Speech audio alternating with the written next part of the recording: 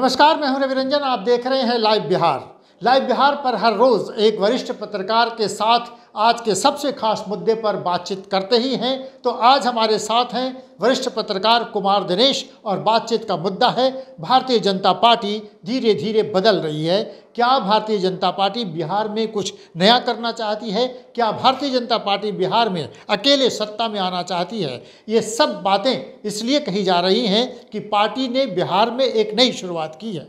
दुनिया की सबसे बड़ी पार्टी कही जाने वाली भारतीय जनता पार्टी बिहार में अपनी ज़मीन मजबूत करने के लिए 1 करोड़ सदस्य बनाने जा रही है और पार्टी के बड़े नेताओं का कहना यह है कि हर बूथ पर उनके ऐसे सदस्य बनेंगे जो आखिरकार उनके वोटर भी होंगे। इसका माने ये हुआ कि बूथ लेवल तक सभी वोटर्स को भारतीय जनता पार्टी का सदस्य बनाने की कवायद शुरू हुई है। इसके पीछे क्या है योजना और क्या चाहती है भारतीय जनता पार्टी, इसी पर बातचीत करने के लिए हमारे साथ हैं कुमार दिनेश जी। आपका बहुत स्वागत है। सबसे पहले सवाल यही है कि भारतीय जनता पार्टी तो कहती है कि दुनिया की सबसे बड़ी पार्टी है, लेकिन बिहार में वो कभी भी अपने दम पर वो सत्ता में नहीं आ पाती है। हर बार उसको एक बैसाखी की ज़रूरत पड़ती है। इस बार कुछ नया करना चाहती है पार्टी?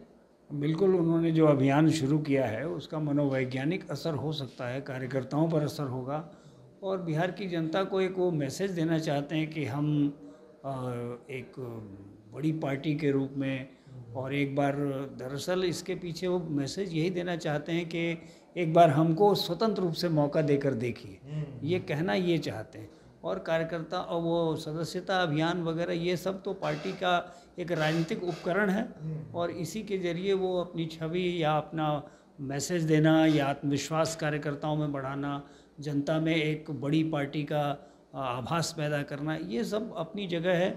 और उसके लिए उन्होंने जो अभियान शुरू किया है, अब कितनी सफलता उससे मिलती है ये तो समय की बात है, लेकिन जो अभी हाल में जो पिछले चुनाव हुए हैं ये इसी दुनिया की सबसे बड़ी पार्टी उस समय भी थी, जो मई जून में भी भारतीय जनता पार्टी दुनिया की सबसे बड़ी पार्टी थी और सबसे ज़्यादा सदस्य इनके थे।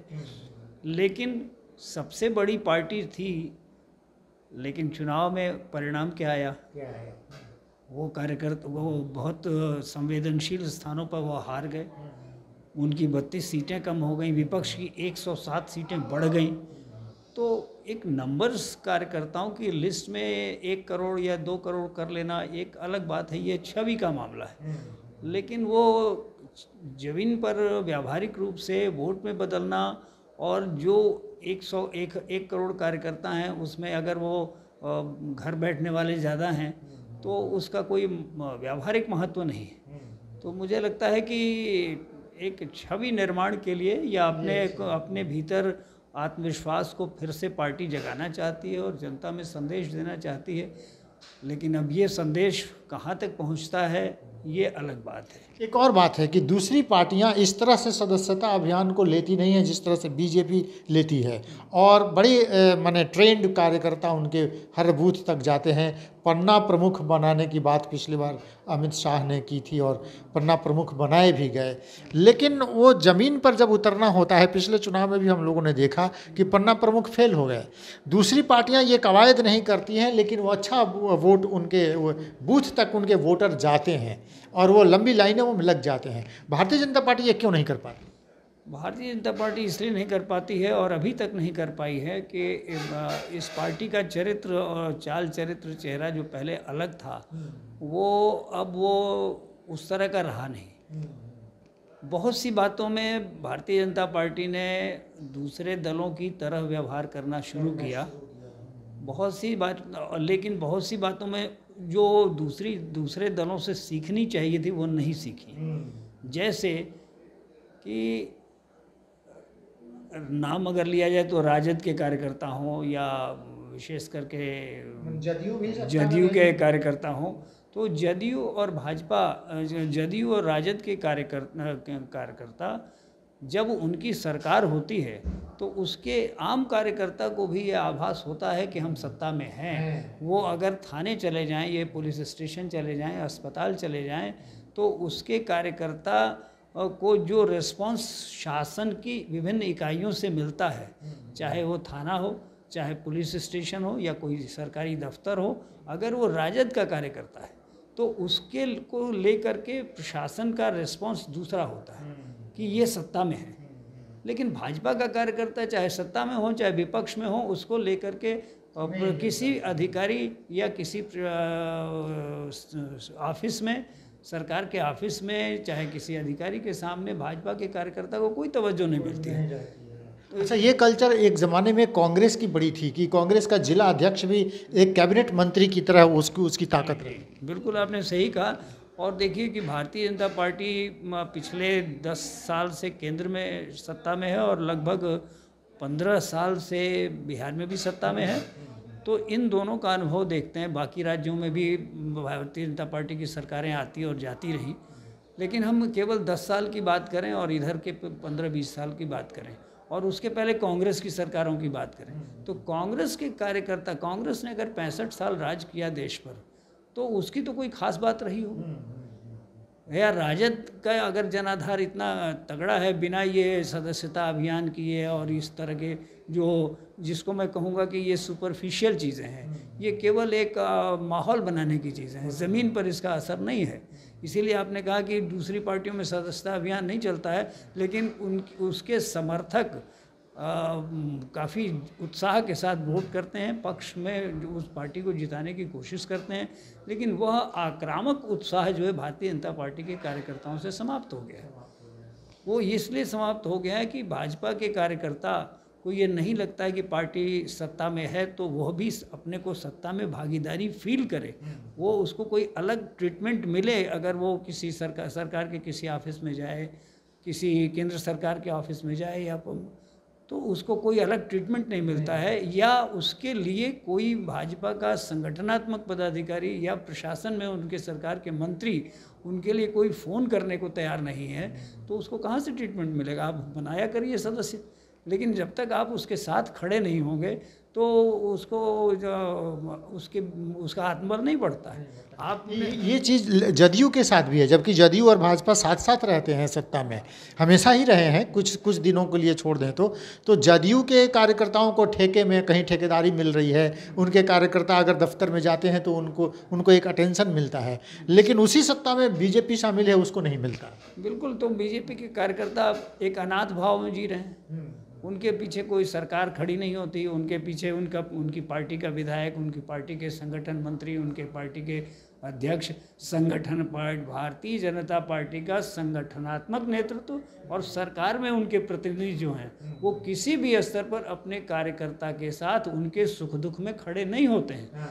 इसीलिए भारतीय जनता पार्टी का कार्यकर्ता एक रजिस्टर रोल पर नंबर बढ़ गया, लेकिन वो कार्यकर्ता सत्ता के साथ वो नहीं लगता है कि उन्होंने एक ऐसा मित्र बनाया है जो हमारे संकट में काम आएंगे, हमारे सुख दुख में खड़ा होंगे।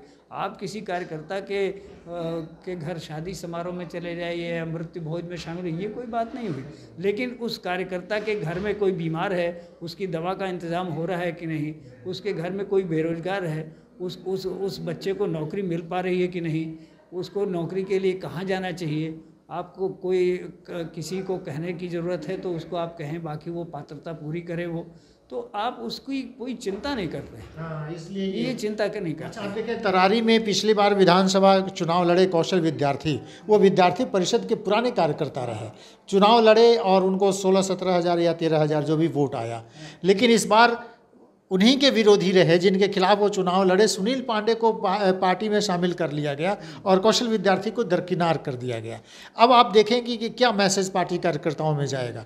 दूसरी महत्वपूर्ण बात है कि सुनील पांडे की एक छवि है जो एक बाहुबली और उनकी छवि रही है, तो क्या भारतीय जनता पार्टी बदल रही है, ऐसे लोगों को भी अपने टीम में शामिल कर रहे हैं जो बदनाम हैं, ऐसे लोग जो बाहुबली हैं, जिनका एक आपराधिक रिकॉर्ड है, ऐसे तमाम लोग, ये जो आरोप लग रहे हैं कि आपके पास आके ये सब गंगा के धुले हो जाते हैं, ये आरोप, इसका भी कुछ असर है? बिल्कुल असर है। आपने जो अपने चाल चरित्र को छोड़ दिया, तो आपने सादगी, ईमानदारी और ये जो देशभक्ति और इन सारी चीज़ों को आपने छोड़ दिया और जो वो दरवाज़ा खोल दिया कि कोई भी हमें सत्ता में आने के लिए भारतीय जनता पार्टी का साधन क्या था, वो सिद्धांत क्या था कि सत्ता हमारे लिए साधन है, साध्य नहीं है। और आज तो वही साध्य हो गई है और उसके लिए आप कोई भी समझौता करने को तैयार हैं, कोई भी चला आएगा। आप महाराष्ट्र में अजीत पवार से लेकर के और उत्तर प्रदेश में बाबूलाल कुशवाहा या कौन स्वामी प्रसाद मौर्य, किसी को भी आप ले रहे हो, तो इससे आपकी क्या छवि बन रही है? तो एक तो आपकी छवि जो एक देशभक्त या सिद्धांतनिष्ठ पार्टी की थी वो छवि खत्म हो गई। दूसरी बात, आप कार्यकर्ताओं के सुख दुख के साथ खड़े नहीं हो रहे हो। और तीसरी बात यह है कि जो संगठन में कार्यकर्ता को सम्मान मिलना चाहिए वो नहीं मिल रहा है। पार्टी के सरकार में होने की अनुभूति जो होनी चाहिए वो उसको नहीं हो रही है। राजद के एक सामान्य कार्यकर्ता को भी ये अनुभूति होती है कि आज उसकी पार्टी सत्ता में है। उसकी पार्टी के कार्यकर्ता अपनी गाड़ी में राजद का झंडा लगा के घूमने में भी गर्व महसूस करते हैं और लगता है कि यह गर्व ही नहीं, सुरक्षा भी है उनकी। लेकिन भारतीय जनता पार्टी का ऐसा कुछ नहीं है। भारतीय जनता पार्टी के कार्यकर्ता को बस चुनाव के समय आप तरह तरह की सिद्धांत की बातें आप करेंगे, लेकिन उसके सामान्य जीवन की समस्याओं की चिंता नहीं करेंगे। जबकि कांग्रेस में ये बात थी, राजद में भी ये बात थी। कांग्रेस के ज़माने में अधिकतर जो कांग्रेस के कार्यकर्ता थे अपने मोहल्ले स्तर से लेकर के देश के राष्ट्रीय स्तर तक, तो कांग्रेस अपने कार्यकर्ताओं की रोजी रोटी की भी चिंता करती थी। चाहे वो खादी ग्रामोद्योग हो, चाहे वो राशन की दुकानें देने का मामला हो, तो अपने कार्यकर्ताओं को गैस एजेंसी, पेट्रोल पंप, वो सब चीज़ें वो अपने कार्यकर्ताओं को प्राथमिकता देते थे और इस तरह से उनकी रोजी रोटी की चिंता करते थे। वो सब चीज़ें आज भी हो रही, गैस और पेट्रोल पंप, लेकिन आज सब पैसे से हो रहा है। उसमें आपके कार्यकर्ता होने की कोई विशिष्टता नहीं है।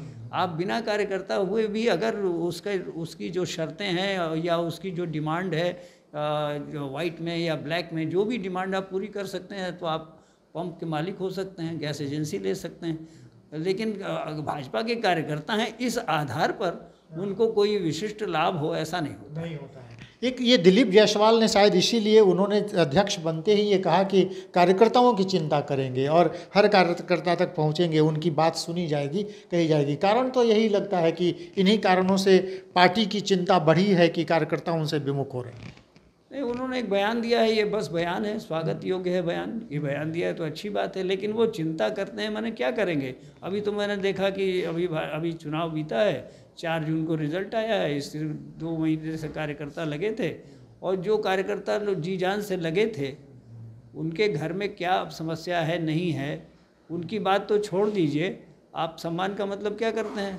आपने सम्मान क्या किया? एक पार्टी दे दी और उसमें एक पीला गमछा उनको पहना दिया, एक टोपी पहना दी, यही सम्मान हो गया। राज्यसभा भेजना पड़ा तो उपेंद्र कुशवाहा और मनन मिश्र राज्यसभा, विधान परिषद या निगमों के चेयरमैन हैं या अकादमियाँ हैं, आप अपने कैडर में या अपने साथ जो लोग हैं उनके साथ तो आप बिल्कुल सत्ता शेयर नहीं करते हैं कि भाई जो जिस योग्य है, जो अगर कोई राशन की दुकान के लायक है तो उसको वो, जो राज्यसभा जाने लायक है उसको राज्यसभा, या जो परिषद जाने लायक हो परिषद, या कोई निगम का चेयरमैन बनने लायक। तो आप जब सत्ता में आ जाते हैं तो आप अपने कार्यकर्ताओं को उनकी क्षमता, योग्यता, निष्ठा, लगन, प्रतिभा के अनुरूप उनको सत्ता में भागीदारी नहीं देते हैं, उनके जीवन की चिंता नहीं करते हैं, और जबकि दूसरे दल इसकी चिंता करते हैं। तो इसका माने ये हुआ कि वाजपेयी और आडवाणी के समय की बीजेपी और इस समय नरेंद्र मोदी और अमित शाह की बीजेपी, दोनों में बहुत भारी अंतर तो है, लेकिन इस मामले में बहुत अंतर नहीं है। जो हम बुनियादी चिंता कर रहे हैं कि सवाल मुख्य रूप से कार्यकर्ताओं को जोड़ने के लिए लिस्ट में नाम 1 करोड़ की जगह 2 करोड़ कर देना, यह एक छवि की बात है। लेकिन वो 2 करोड़ कार्यकर्ताओं में किसके भीतर इतना उत्साह है कि वो समझे कि हाँ, ये पार्टी हमारी सत्ता में है, हमें इससे सम्मान मिल रहा है। आप किसी क्लब की सदस्यता लेते हैं, मान लीजिए पटना क्लब की सदस्यता लेते हैं, तो सदस्य होने और ना सदस्य होने में एक फ़र्क होता है।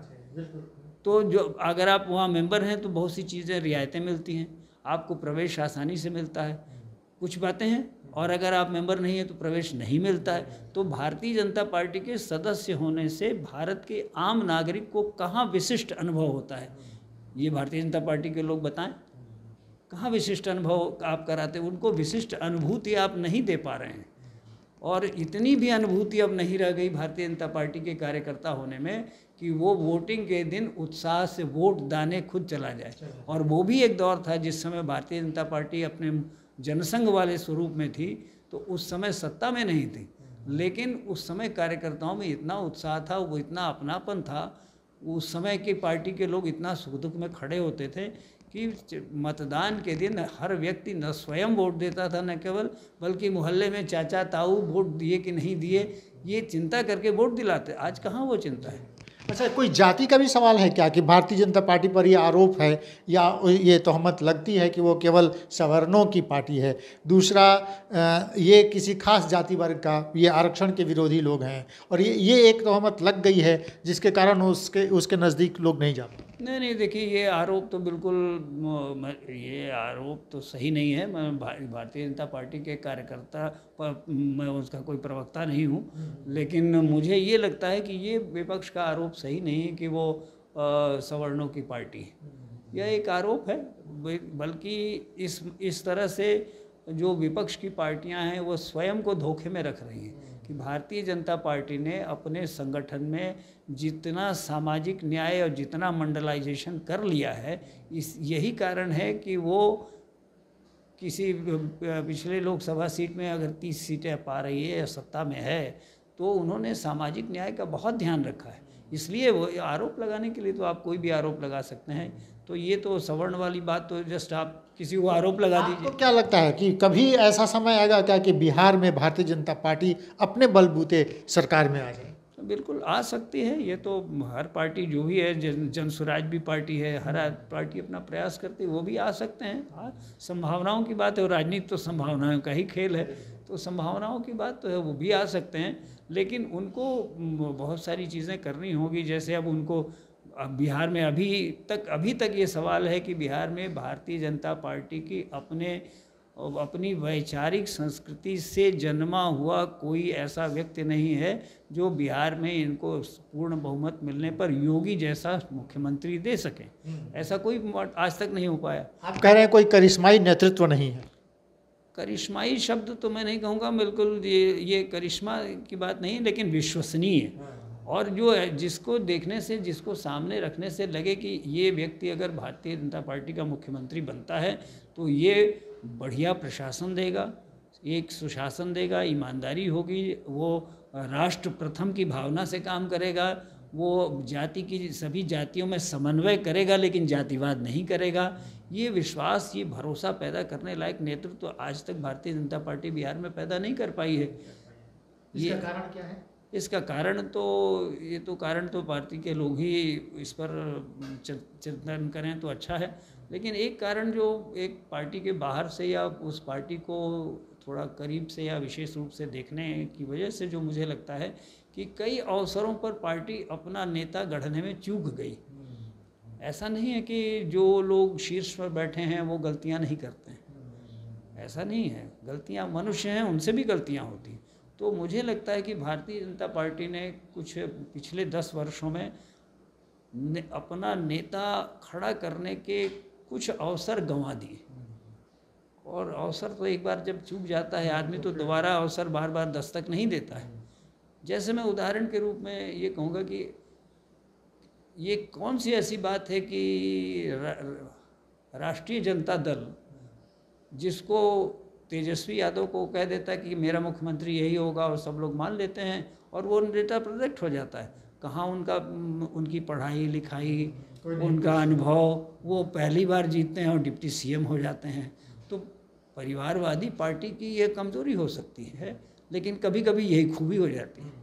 और बहुत लोकतांत्रिक पार्टी होने की कमज़ोरी भी है और विशेषता भी होती है, और कभी कमज़ोरी हो जाती है। अब इस पार्टी में ये है कि साहब आपके पास एक से एक पढ़े लिखे नेता भारतीय जनता पार्टी में हुए, एक अच्छा खासा नेतृत्व रहा भारतीय जनता पार्टी का, सुशील मोदी हो, नंद किशोर यादव हों, सुशील मोदी हों, प्रेम कुमार हों, चाहे वो कई नेता हैं, उन नाम क्या लिया जाए, लेकिन कई नेता हैं, लेकिन इनका केंद्रीय नेतृत्व ने किसी के ऊपर हाथ नहीं रखा कि हम इनको मुख्यमंत्री बनाएंगे। और वो आप एक बार उनको मौका दे, जैसे उत्तर प्रदेश में योगी जी का नाम रखा गया, जब तक नाम नहीं आया था तो विरोध तो सबका होता है। कौन ऐसा व्यक्ति है राजनीति हो या सामाजिक जीवन या निजी जीवन में जिसका विरोध नहीं होता है? तो लेकिन पार्टी को खड़ा होना चाहिए कि नहीं, हमारी ओर से ये मुख्यमंत्री की छवि है। कमियां तो सब में हैं, सब व्यक्ति किसी न किसी जाति का होगा, किसी न किसी जाति का होगा, कुछ न कुछ कमियां होंगी, लेकिन राजनीति में किसी को प्रोटेक्ट करने में उसकी अधिकतम उसके जो गुण हैं उनको सामने रखना और विश्वास के साथ उसके खड़े होना ज़रूरी होता है। और ये जो है तेजस्वी में क्या कमियां नहीं हैं, लेकिन तमाम कमज़ोरियों के बावजूद अगर लालू प्रसाद और उनकी पार्टी तेजस्वी के पीछे खड़ी है तो है, ये पार्टी बीजेपी में ये कमी है। तो चलिए, भारतीय जनता पार्टी को अपने एक विश्वसनीय नेता की तलाश है जो मजबूती से पार्टी का नेतृत्व कर सके और उसके साथ देश की जनता, खास करके सूबे की जनता एकजुट होकर उनके साथ खड़ी हो सके। इसके लिए एक ऐसे नेतृत्व की ज़रूरत है। तो भारतीय जनता पार्टी जो सदस्यता अभियान चला रही है उसको इन बातों पर भी ध्यान देना चाहिए कि जब सत्ता की भागीदारी में बात हो तो कार्यकर्ताओं को भी शामिल करें और उन्हें भी महसूस हो सके कि वो भी सत्ता में हिस्सेदार हैं। इन्हीं सब सवालों के साथ और ऐसी बातचीत देखने के लिए आप हर रोज़ जुड़े रहिए लाइव बिहार के साथ। और हमारी ये बातचीत आपको कैसी लगती है कमेंट बॉक्स में कमेंट लिखकर हमें ज़रूर जानकारी दीजिए और देखते रहिए लाइव बिहार। नमस्कार।